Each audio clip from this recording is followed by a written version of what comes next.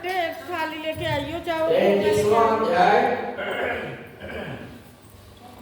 श्री सूत जी ने कहा कि इतनी कथा सत्यभामा को सुना करके भगवान श्री कृष्ण महाराज संध्या करने के लिए महल के भीतर चले गए और यह कार्तिक मास का व्रत भगवान विष्णु को अत्यंत प्रिय है तथा भक्ति का प्रदान करने वाला है। रात्रि जागरण, प्रातः काल का स्नान, तुलसी वट सींचन, उद्यापन और दीपदान, यह 5 कर्म भगवान विष्णु को प्रसन्न करने वाले हैं, इसलिए इनका पालन अवश्य करना चाहिए। ऋषियों ने कहा कि भगवान विष्णु का प्रिय अधिक फल का देने वाला, शरीर के रोम रोम में प्रसन्न रखने वाला, इतिहास पूर्वक जो कार्तिक महात्मा आपने कहा है, मोक्ष की चाहना करने वालों का या भाग्य की इच्छुक मनुष्यों को यह व्रत अवश्य करना चाहिए। किंतु हम एक बात आपसे पूछना चाहते हैं कि यदि कार्तिक मास का व्रत करने वाला किसी संकट में फंस जाए तो वह जंगल में हो अथवा वह किसी रोग से ग्रस्त हो जाए तो फिर वह कार्तिक का व्रत किस प्रकार करेगा? क्योंकि यह विष्णु भगवान का अतिशय प्रिय तथा मुक्ति प्रदान करने वाला व्रत है और किसी प्रकार भी नहीं छोड़ना चाहिए। श्री सूत जी ने उत्तर दिया कि यह कार्तिक व्रती किसी संकट में फंस जाए तो वीरता के साथ भगवान शंकर तथा भगवान विष्णु के मंदिर में जाकर के जागरण अवश्य करे और यदि भगवान शंकर का मंदिर या भगवान विष्णु का मंदिर पास ना हो तो किसी भी देवता का मंदिर पास में हो और उसमें जाकर के रात्रि जागरण करे। और अगर घना जंगल हो तो फिर पीपल के वृक्ष के नीचे अथवा तुलसी के वन में जाकर के जागरण करे। भगवान विष्णु की मूर्ति के सम्मुख बैठ करके भगवान विष्णु का ध्यान करें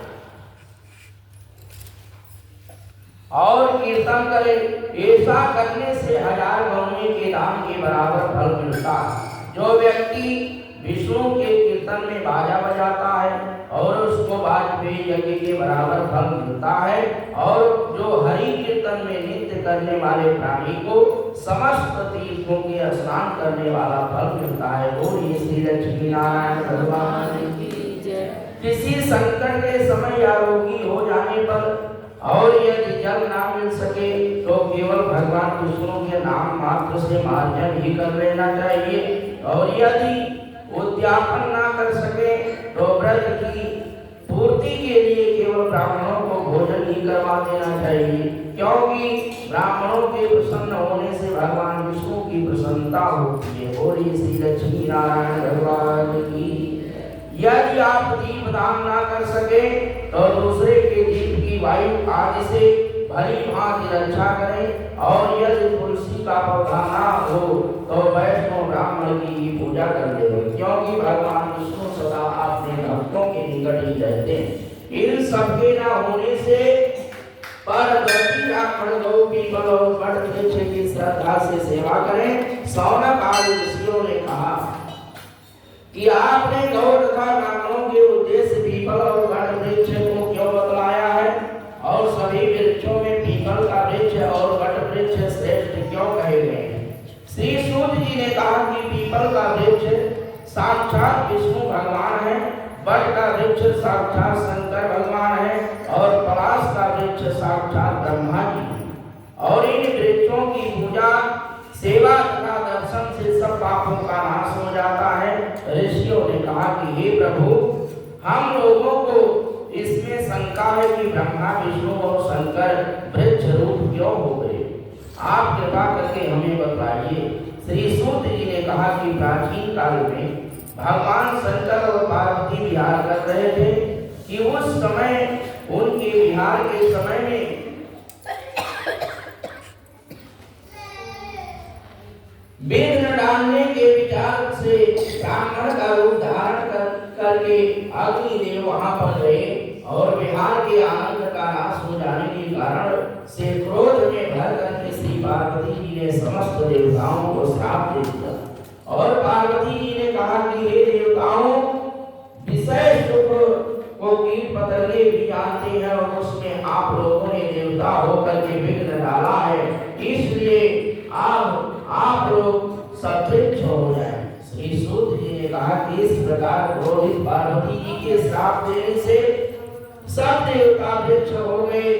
इसी कारण भगवान विष्णु तथा शंकर दोनों की पर्वत और वट हो गए और इसी कारण भगवान विष्णु का शनिदेव के साथ भोग होने के कारण केवल शनिवार को ही पीपल को स्पर्श करना चाहिए और किसी दिन नहीं करना चाहिए। और ये श्री लक्ष्मी नारायण भगवान की जय।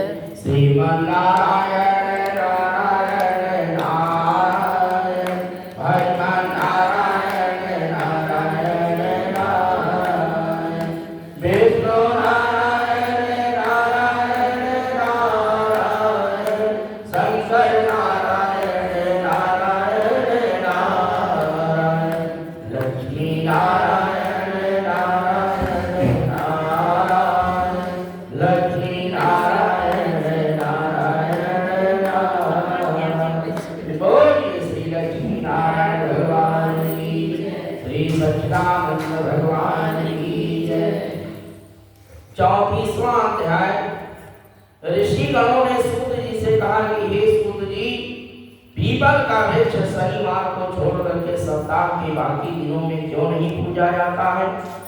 श्री सूत जी ने कहा कि समुद्र का मंथन करने से जो रत्न देवताओं को मिले थे, उनमें से देवताओं ने लक्ष्मी और कौस्तुभमणि भगवान विष्णु को दे दी थी और विष्णु भगवान जब लक्ष्मी से विवाह करने के लिए तैयार हुए तो लक्ष्मी जी ने कहा कि हे प्रभु, जब तक मेरी बड़ी बहन का विवाह नहीं हो जाता है, आप लोग छोटी बहन से विवाह कैसे कर सकते हैं? और श्री लक्ष्मी नारायण भगवान की जय। इसलिए आप पहले मेरी बड़ी बहन का विवाह कीजिए, बाद में फिर मुझसे विवाह कीजिए, क्योंकि आप प्राचीन का प्रथा है, नियम है। श्री सूत जी बोले कि लक्ष्मी के ऐसे वचन सुन करके भगवान विष्णु ने लक्ष्मी की बड़ी बहन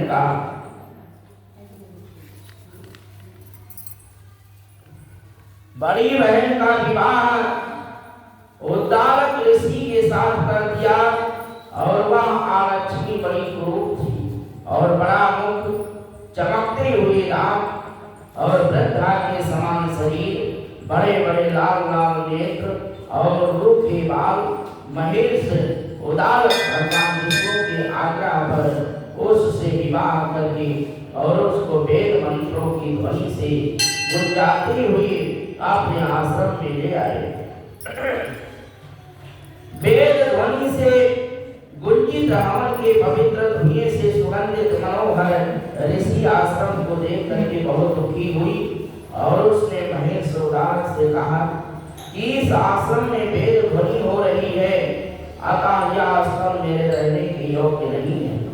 ये देव, तुम मुझे किसी दूसरी जगह ले चलो। और उसकी बात सुन करके महेश उदालक ने कहा कि तुम यहाँ पर क्यों नहीं रह सकती हो और तुम्हारे रहने के योग्य दूसरी जगह कौन सी है, आप मुझे बताइए। लक्ष्मी जी ने कहा कि जहाँ पर वेद ध्वनि ना होती हो और अतिथियों का सत्कार ना होता हो और यज्ञ आदि होते हो, उस स्थान पर मैं नहीं रह सकती। और जहाँ पर पति पत्नी का आपस में प्यार ना हो, पितरों के निमित्त यज्ञ होते हो, देवताओं का पूजन होता हो, वहाँ पर मैं नहीं रह सकती। जहाँ दिन रात पति पत्नी लड़ते रहते हो और जहाँ से अतिथियों लोगों का सदा निराश लौट जाते हो, जहाँ पर पूज्य वृद्धों, सत्य पुरुषों तथा मित्रों का अनादर होता हो और जहाँ पर अति कठोर वाणी बोली जाती हो, जहाँ पर दुराचारी चोर पर स्त्रीगामी प्राणी रहते हैं, जहाँ पर गौए का वध होता हो और मदपान ब्रह्म हत्या आदि पाप होते रहते हो, वहाँ मैं प्रसन्नता पूर्वक निवास करती हूँ। श्री सूत जी ने कहा कि इस प्रकार लक्ष्मी के वचन सुन करके महेश उदालक का मुख मलिन हो गया और ये श्री लक्ष्मी नारायण भगवान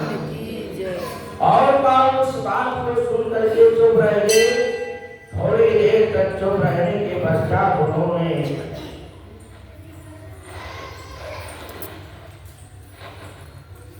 उन्होंने उससे कहा कि अच्छा, तुम्हारे लिए ऐसा ही स्थान खोजूंगा, अतः मैं जब तक तुम्हारे लिए ऐसा स्थान ढूंढ कर ना लाऊं तब तक तुम किसी पीपल के नीचे चुपचाप बैठी रहो।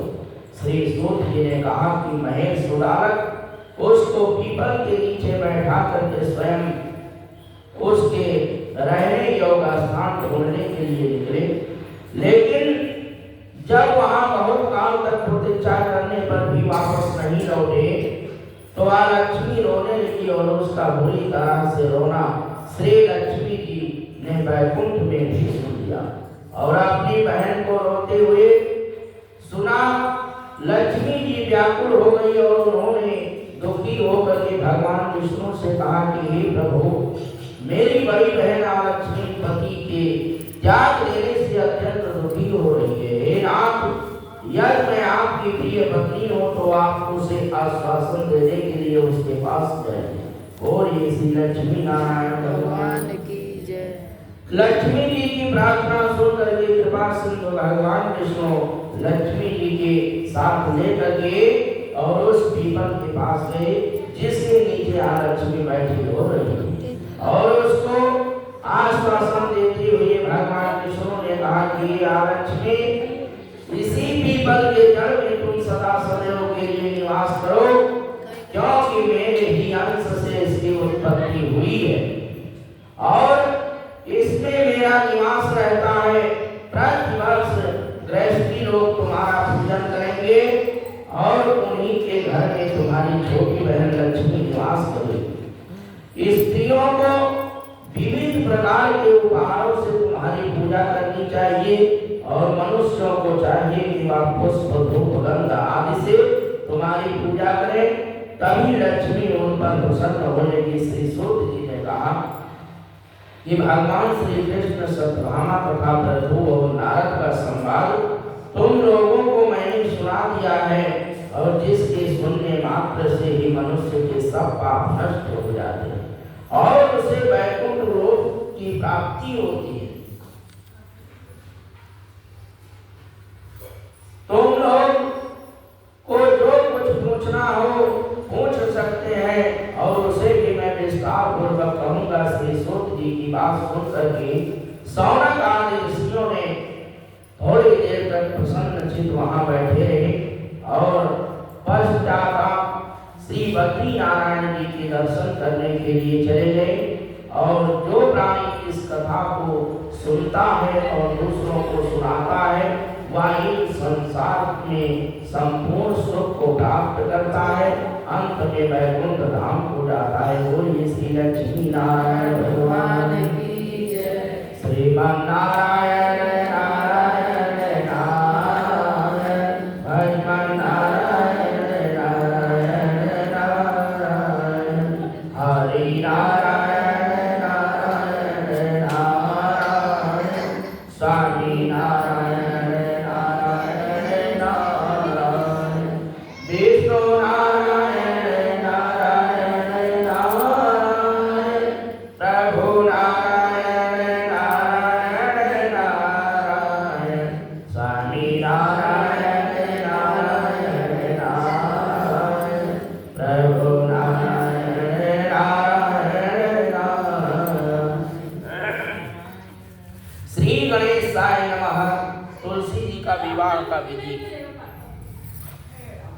शिवागिरा शंकर सुमन शंभो शुक्र मुनि व्यास तुलसी माता सुमिर के लिखे वाक्य कुछ दास।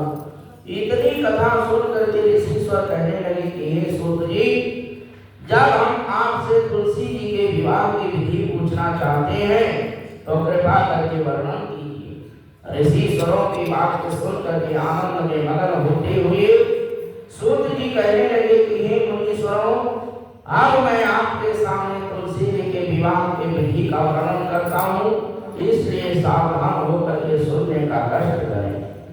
जब उत्तरायण रवि हो और गुरु शुक्र का उदय हो और विवाह के नक्षत्र और विशेष करके पूर्णिमा हो अथवा कार्तिक का महीना या भीष्म पंचक हो, तब तुलसी वन में या अपने घर में सुंदर मंडप और उत्तम हवन कुंड के सहित मनोहर वेदी की रचना करता हुआ और जित ब्राह्मणों को जो विद्वान और राजद्वेष से रहित हो और निमंत्रित करें, बुलाएं और गृह यज्ञ आरंभ करता हुआ मातृकाओं की पूजा करें। हे मुनीश्वरों, ऋतुराज जी के उपस्थित हो जाने पर पहले नंदी मुख स्नान करें, तत्पश्चात सुवर्ण के भगवान शालिग्राम बना करके और उनका विधि विधान से पूजन करें